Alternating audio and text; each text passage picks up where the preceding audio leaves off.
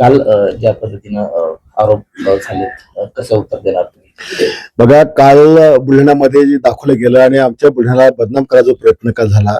मला एक सांगा की आता बुलढाणा शहरामध्ये अनेक मतदारांचे नावं हे त्या प्रभागामध्ये होते आणि तिथे गेले की सांगायचे की तुमच्या दुसऱ्या प्रभागात नाव आहे, तिकडे गेले की तिसरं ठिकाण नाव आहे.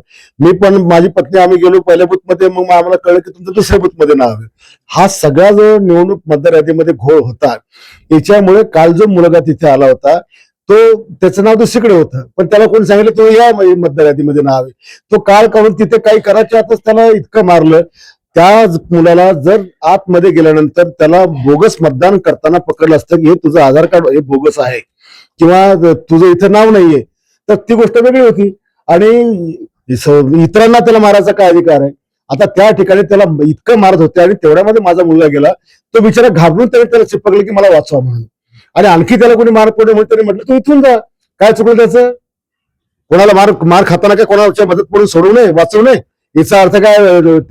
तो आमचा मुलगा दोषी त्याच्यामध्ये?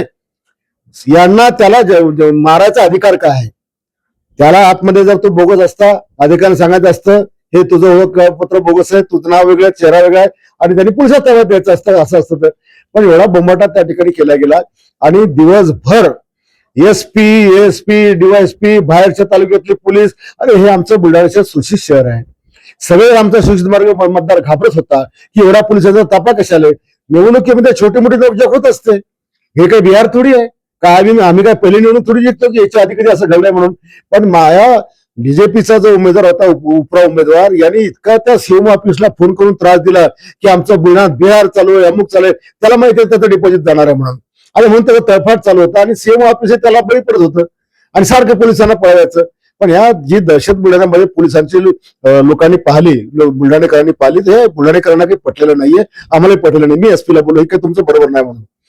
अशा पद्धतीनं दहशत पोलिसांची निर्माण करणं आणि सगळीकडे व्यवस्थित चाललं होतं.